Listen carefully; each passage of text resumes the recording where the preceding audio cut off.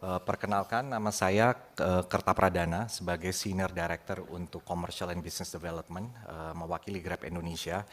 Pertama-tama kami mengucapkan apresiasi yang tinggi atas atensi Bapak Pimpinan dan Bapak Ibu Dewan yang terhormat terhadap kami selaku perusahaan aplikasi platform digital serta perhatiannya terhadap kesejahteraan mitra pemudi kami.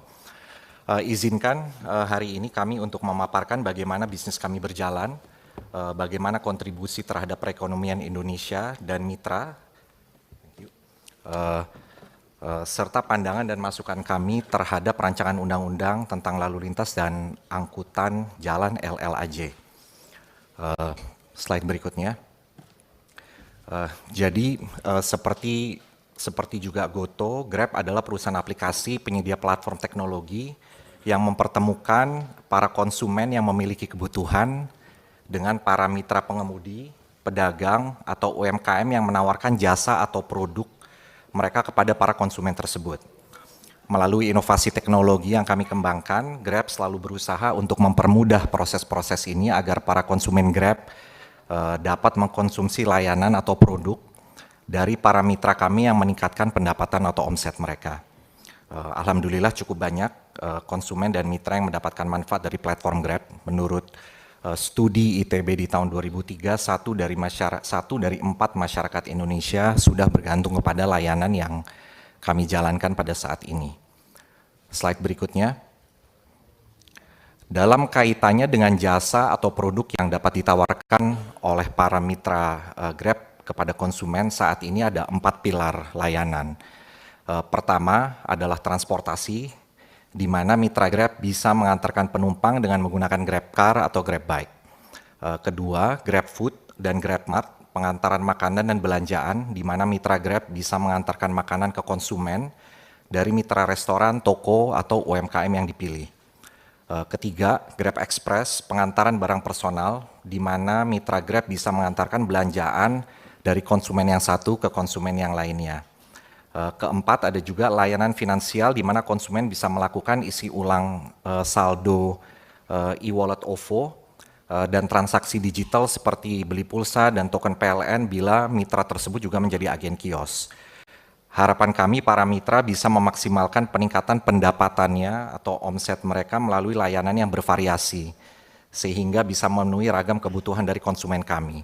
Jadi banyak juga Pak dari mitra-mitra kami yang setiap harinya mendapatkan order-order dari tipe layanan yang berbeda-beda, sehingga total pendapatan mereka bertambah, bukan hanya dari transportasi saja, tetapi dari pengantaran dan jenis-jenis layanan yang lain. Berikutnya. Izin Bapak Pimpinan untuk sharing dan memaparkan dampak dari platform kami terhadap ekonomi di Indonesia. Alhamdulillah menurut riset ITB, industri kami berkontribusi sekitar 2% dari PDB. Selain itu juga ada riset lain, menurut riset Oxford Economics Research tahun ini, Grab berkontribusi kira-kira 50% daripada 2% kontribusi PDB tersebut, jadi sekitar 1%. Di riset ITB juga hampir menemukan, nah ini yang sebetulnya kita cukup senang Pak, adalah hampir 50% mitra pengemudi ojol Grab sebelumnya adalah korban PHK, tidak memiliki pekerjaan sama sekali, dan rata-rata mereka mendapatkan peningkatan pendapatan bulanan minimum 2 kali lipat setelah bergabung dengan platform Grab. Nah, kemudian peningkatan pendapatan tersebut juga mendorong mitra UMKM untuk bisa menciptakan 2,3 juta kesempatan kerja baru melalui digitalisasi platform Grab selama 2020 sampai 2024. Jadi dengan ada pendapatan tambahan sehingga mereka bisa melakukan ekspansi bisnis dan mungkin mereka bisa merekrut lebih banyak lagi orang untuk membuka lapangan pekerjaan. Slide berikutnya. Nah, selain dari segi ekonomi, Grab juga mempunyai komitmen untuk terus mengembangkan layanan transportasi ramah lingkungan. Jadi kita berusaha untuk, kita mempunyai komitmen untuk mencapai carbon neutral by tahun 2040 Pak. Dan dalam prosesnya saat ini sudah ada lebih dari 11.000 unit kendaraan Grab elektrik yang tersedia di lebih dari 10 kota. dengan total perjalanan, jadi dari total order yang sudah dipenuhi oleh kendaraan listrik kami sudah mencapai 250 juta kilometer, Pak, dengan lebih dari 30.000 ton pengurangan emisi. Tentunya pencapaian slide berikutnya, tentunya pencapaian Grab sebagai platform tidak lepas dari peran serta aktif mitra pengemudi kami. Dan untuk membantu para mitra, Grab memiliki program juga Grab Benefit. Tujuannya adalah memberikan dukungan dan kemudahan bagi para mitra kami dalam kesehariannya. Nah, dalam memberikan program Grab Benefit ini, kami juga bekerja sama dengan ada sekitar 290 rekanan sepanjang 2024, seperti contohnya BPJS TK, Klinik Pratama, dan Ahas Motor untuk kategori keselamatan kerja mereka. Nextnya ada juga kategori Grab Benefit untuk mendukung operasional seperti paket data murah dan spesial yang bekerja sama dengan Telkomsel. Ini adalah paket gacor memang yang diciptakan hanya untuk mitra Grab ya, karena saking murahnya Pak, jadi tidak available di luar. Kalau mereka bukan mitra, mereka tidak bisa membeli paket ini, dan harganya sangat murah karena ini betul-betul bisa membantu menurunkan biaya operasional dari para mitra. Dan juga ada kategori yang ditujukan untuk kebutuhan sehari-hari mitra dan keluarganya seperti paket murah sembako dari Grab Grosir dan Indomaret, serta pemberian modal usaha yang kami bekerja sama dengan financial institution lain bernama Julo. Slide berikutnya. Selain dukungan fasilitas operasional, Grab secara rutin juga mengadakan diskusi untuk mendengarkan masukan dan dialog dengan para mitra Grab. Ada yang namanya Fordim atau forum diskusi mitra pengemudi yang diselenggarakan secara rutin lebih dari 50 kota dengan ribuan mitra. Kami sendiri dari manajemen Grab juga melakukan kopdar secara rutin dengan para mitra untuk mendengar langsung masukan, dan di tahun 2024 kami melakukan kopdar di Jakarta, Makassar, Surabaya, dan Palembang. Nextnya.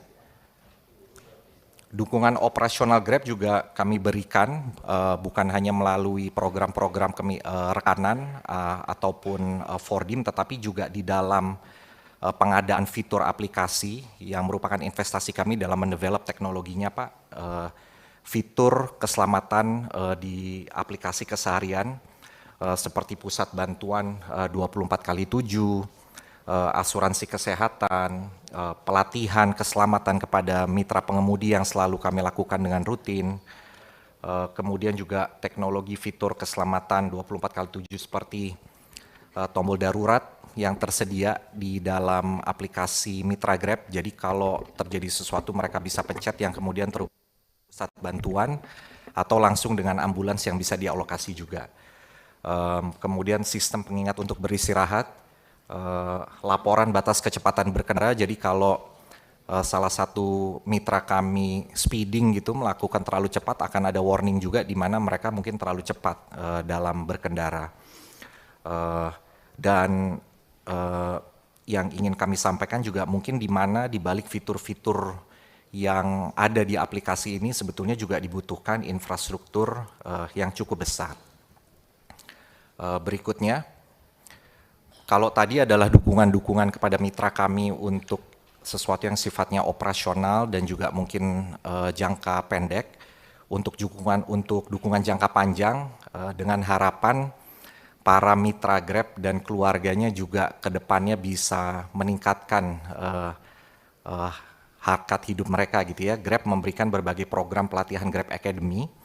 Pelatihan yang sepanjang 2024 sudah diselesaikan oleh lebih dari 500.000 pengemudi. Berikutnya juga kita ada program Grab Scholar yang alhamdulillah sudah disalurkan beasiswa terhadap 1.158 mitra keluarga. Sekali lagi dengan harapan generasi berikut daripada mitra-mitra ini bisa mendapatkan penghidupan yang lebih baik dan lebih kompetitif di dunia kerja. Nah, yang terakhir, Bapak Pemimpin untuk izin untuk menyampaikan karena memang tadi diminta masukan untuk RUU LAJ, slide berikutnya.